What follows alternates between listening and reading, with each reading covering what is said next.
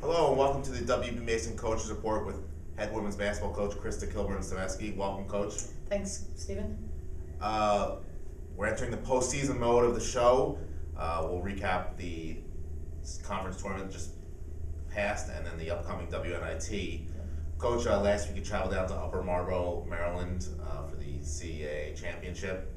Not the outcome you would have hoped. I guess opening question, what went wrong in the game that was made Hofstra unsuccessful?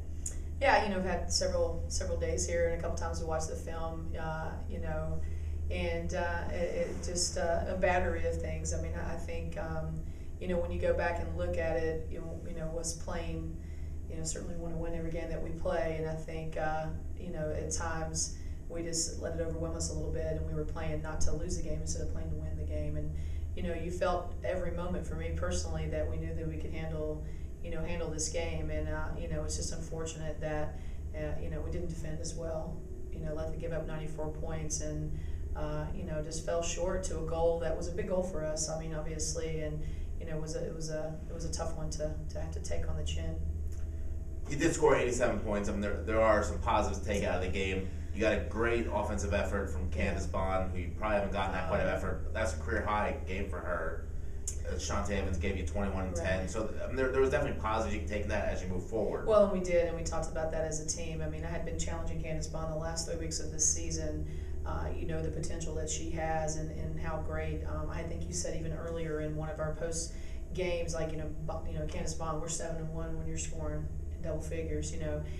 We knew that there was some X factors that we needed to do, and we knew that our guards needed to be playing better, and they have been trying. It's not like they come out there and and have a bit of self-destruction on their own. I thought Nicole had a good offensive game in the Wilmington game, and it just unfortunately we have to defend, and for Trice to have 20 points at halftime, some of which were very earned. Some of which, we just didn't defend well enough, and the kid she did have a hot hand, had a hot night, but we quickly kind of, what worked the time we played Wilmington the week before, we knew that they were going to make adjustments against that. We had a counter attack to go against it, but when a couple of things didn't work exactly, it's just unfortunate how quickly our confidence dropped. Leading into the games of the conference tournament, there was the banquet on the Wednesday night last week. Hofstra received tons of awards, including the Dean Eller's Leadership Award. I know something that meant a lot to you for Candace Bellacchio. Can you talk about that and just how much it meant for her to get it for your program? Yeah, I mean, as first obviously for Hofstra University, it was just fantastic. But for Candace Bellacchio, who like I said, about this award, I mean, she exemplifies it.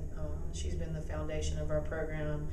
Her work ethic, her fight, her leadership is contagious, and it's one time when you sit there and you watch that award that it's one of our own, but it was definitely well deserved. It came to the right person of what that award stands for. There's times, years have passed that there's been some stretches, whether it's Spirit Award or these kind of things. This is a leadership award. This is a person that thinks of other people than themselves and puts other people first, and that anybody that hangs around Candace Bellacchio, whether it be for the peers, whether people would be that that are administration or a coaching staff. I mean, it doesn't matter who it is, from a camper. I mean, she puts people's needs above her own, and that tells you a lot about the kind of person she is. So it was great. I know it meant a lot to her more than anything.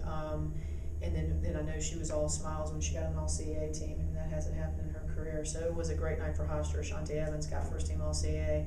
Candace Bond, who's our Defensive Player of the Year for our team, got an All-Defensive team, and then it's a slew of academic awards. So Nicole Perso, Candace Bellacchio, Marie Malone, just to mention for the academic awards. So it was just a great night. It was a great night, and would have been more fitting we get that W on that Friday, but you certainly got to enjoy the journey. I think the journey that Candace, Nicole, and Marie Malone has had has been a great journey, and we're not finished. We're not finished, and we all defined by the awards that we win and by the trophies that we have, but to be able to have coached those young ladies over their career, to have that experience to coach them, to help them build something.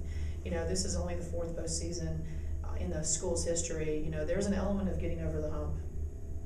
we've got to get over that championship hump. You know, to be champions, we've got to win those games, those big games in that environment. You know, and we had those successes some this year, whether it was a tournament that we finally won, whether it was our own tournament that we finally won, and then now, boom, we've got to, you know, got to get over that next hump. I don't know if you caught it, but the reaction of Candace Blockia when she was named to the All-State 13 was priceless. It was a kid that it meant the world to be named one of those teams, and it was also a surprise to that kid too as well. That's really what those kind of banquets are meant for, to see the reactions of the student athletes, and her reaction was really priceless. Oh, she came to me and says, "Coach, can you believe it? Can you believe it?" Yeah, and I was like, "You should have got second." She's like, "Nah, you know, it's amazing." So yeah, it was pretty awesome. So you move on from after the conference tournament to Monday when the brackets are announced for all three of the postseason women's basketball tournaments, and luckily for Hofstra, their name was called in the WNIT bracket, and the Pride will be hosting Harvard out of the Ivy League on Thursday, tomorrow night at 7 p.m. in the Max Sports Complex. Initial quick thoughts on that game? Well, Harvard, smart, obviously, goes hand in hand, I would assume. But Drexel-ish in not how long they take to shoot the ball, but how they move and they cut in a 5-out. And then a lot of, again, some of Northeastern where you're finding the guard around, they're seeing opposite, they're, you know, so a lot of active movement. They want to score in transition. I think they average 65 points. But probably would want to average a little bit more if they could. But they want to score in transition. But if they don't have the numbers, though, boom, then they'll run their sets. But they still want to shoot a little bit quicker, you know, than milking that shot clock down. They have some, you know, really, really good point guard. Clark, I think, is arguably their best player, number 22, Clark. You know, so they're just going to pose some mismatch issues, you know, with our bigs, but yet they have to defend. They have to defend our bigs as well. So that's going to be a great opportunity here at our place at home, and it's one that, you know, we should get. It really actually looks like it to be very competitive. It's a good matchup. Mm-hmm. 3 different common opponents, same results throughout. Crazy. Both teams beat St. John's, both teams lost to Hartford, both teams lost to Princeton. So it really looks like it has a great postseason feel type of game to it that, you know, anything can happen, any outcome can happen, and it should be very competitive.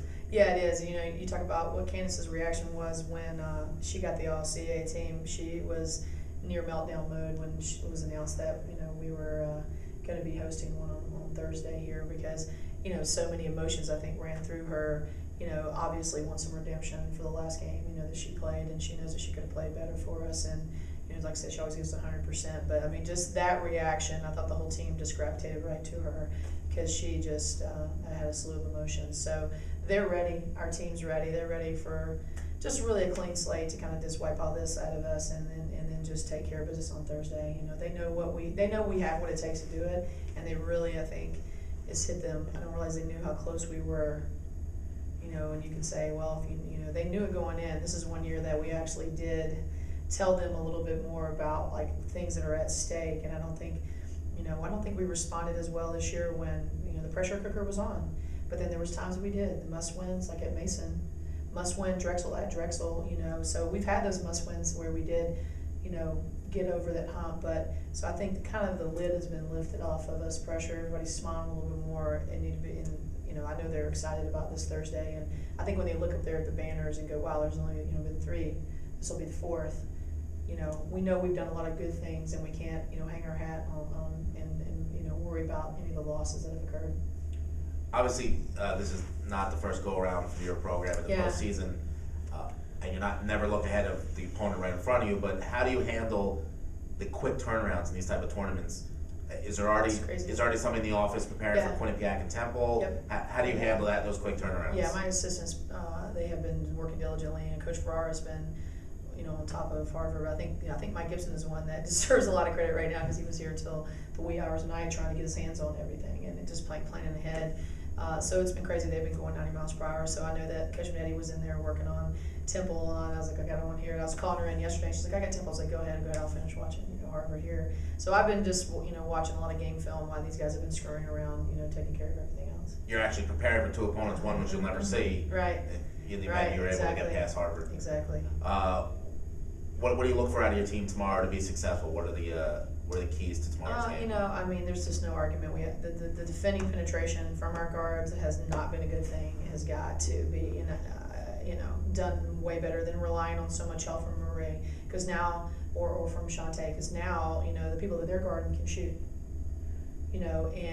So I think Coach Farrar, between myself and Manetti, and we just really drove that home.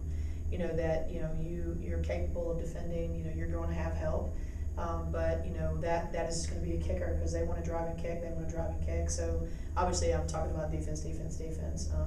And then how we attack that on the offensive end. We got some quick shots even in Wilmington.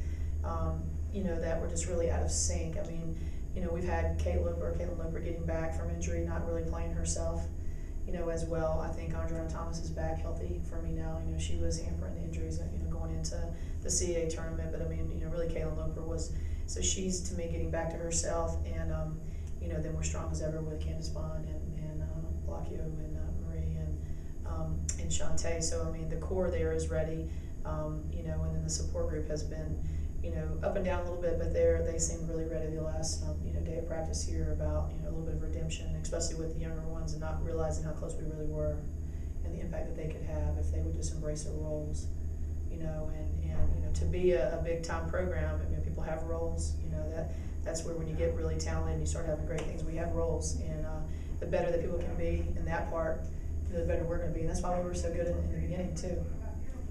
One final question. Fill in the blank. Yeah. This person needs to score between 15 and 20 points tomorrow for Hofstra to win. Other than Shantae Evans. I was excited, Candace Bond. I mean, it's a really, really simple question, to be answered. If she can make that impact, like I said, I've seen a turning point even yesterday in practice with her. She was taking it to the basket, and there's definitely a lot of mismatch opportunities for us. That's in our advantage if we can take advantage of it. So that's going to be the fun part. Great, thank you, Coach. Yeah, thank you. Ladies and gentlemen, thank you for watching the WBB Mason Coach Report with Krista Kilburn-Steveskey. Again, the Pride take on Harvard tomorrow at the Max Sports Complex at 7 p.m. For ticket information, call 516-HOF-TIXX. Go Pride.